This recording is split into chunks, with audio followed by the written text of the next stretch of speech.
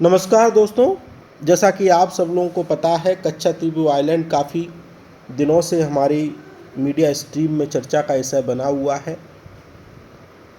BJP के द्वारा कांग्रेस पर ये आरोप लगाया जा रहा है कि कच्छातीबू आइलैंड को कांग्रेस ने श्रीलंका को दे दिया और उस समय की जो तत्कालीन परिस्थितियां के अनुसार कांग्रेस ये कहती है कि हमारे और श्रीलंका के मध्य जो मित्रवत व्यवहार बने रहें, इसलिए हमने कच्छातीबू आइलैंड को श्रीलंका को दे दिया। इस प्रकार की राजनीतिक परिस्थितियां बनी हुई हैं और हमें राजनीतिक परिस्थितियों से हमें कोई लेना देना नहीं है। हमें सिर्फ इतना पढ़ना है कि हमारे एग्ज़ाम में इस आइलैंड से किस प्रकार से प्रश्न आने की संभावना है। मैपिंग से प्रश्न आएंगे, संबंधित जो रिलेटेड रीजन आसपास के क्षेत्र हैं वहाँ से प्रश्न आ सकते हैं, कच्छातीबू आइलैंड से रिलेटेड जो टॉपिक है वहाँ से प्रश्न आ सकते हैं और पिछले एग्ज़ाम में किस प्रकार से प्रश्न आए हैं, चाहे वो यूपीएससी हो, पीसीएस हो, इस प्रकार के प्रश्न हमको देखने को मिलेंगे।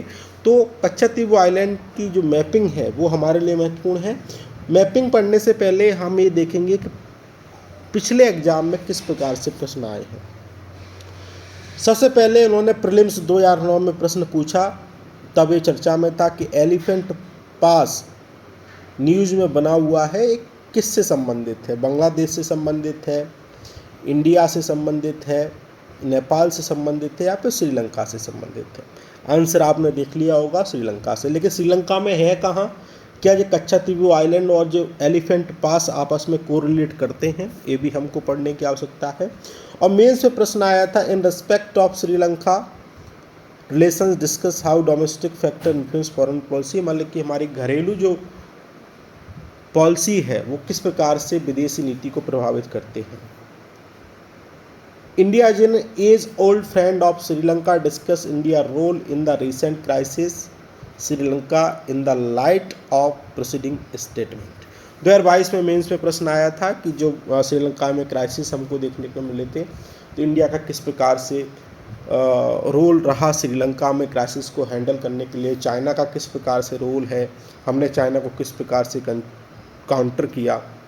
तो ये प्रश्न प्रीलिम्स में मेंस में मतलब कि आ चुके हैं और कच्छातीबू आइलैंड से भी प्रश्न आने की संभावना मेंस में है, प्रीलिम्स में भी है, तो इसको हमें पढ़ने की आवश्यकता है। सबसे पहली बात हम देखेंगे कि कच्छातीबू आइलैंड 285 एकड़ का अनहैबिटेड, मतलब कि यहाँ कोई रहता नहीं है, पीने की पानी की कमी है, इसलिए ये अनहैबिटेड है।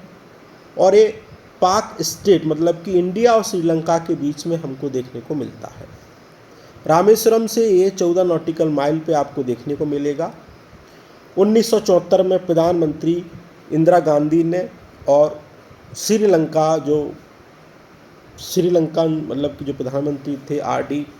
बंदरनायके, उनके मध्य मतलब कि एग्रीमेंट हुआ और कच्छातीबू आइलैंड को श्रीलंका का पार्ट भारत की तरफ से घोषित कर दिया गया।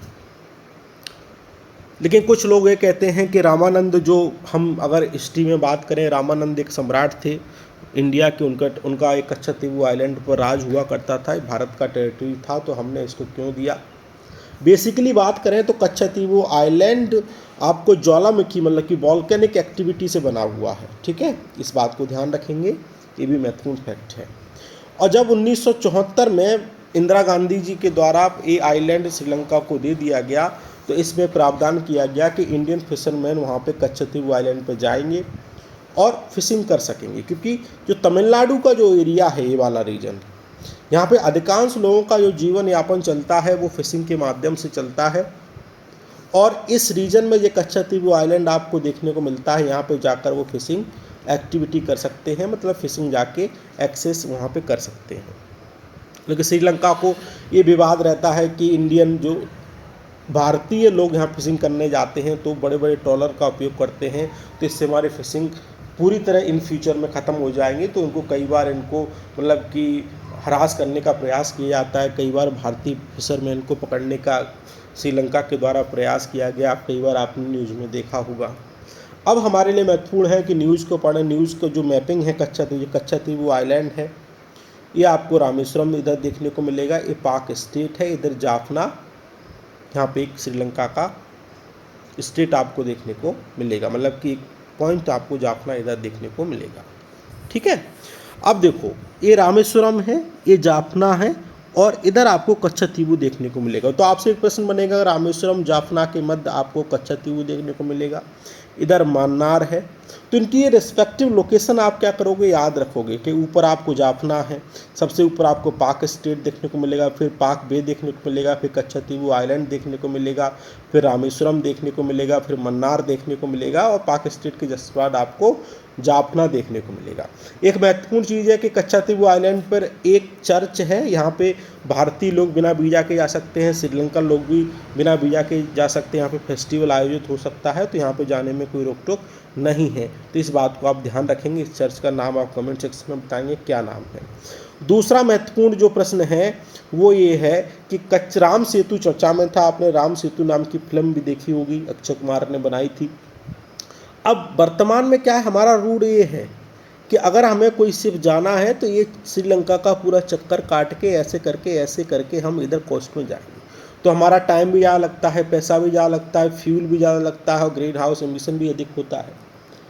तो सरकार का प्रोजेक्ट था कि हम क्यों ना ये रामेश्वरम वाला पार्ट है इसको हम ड्रिल करके कैनाल बना दें, तो इतना वाला रास्ता जो हमें वर्तमान में देखने को मिलता है वो कम हो जाए, तो हमारी सीधे हम किधर इधर चले जाएं। ठीक है, बात आ गई समझ में। तो ये प्रोजेक्ट था, तो इसको आप ध्यान रखेंगे, ये भी महत्वपूर्ण है। लोकेशन आप याद रखेंगे, कन्याकुमारी इधर है, तूतीकोरन इधर है, पम्बन आपको इधर देखने को मिलेगा, रामेश्वरम आपको ये है, ठीक है, करैकलाल आपको ये है, पांडिचेरी आपको इधर देखने को मिलेगा।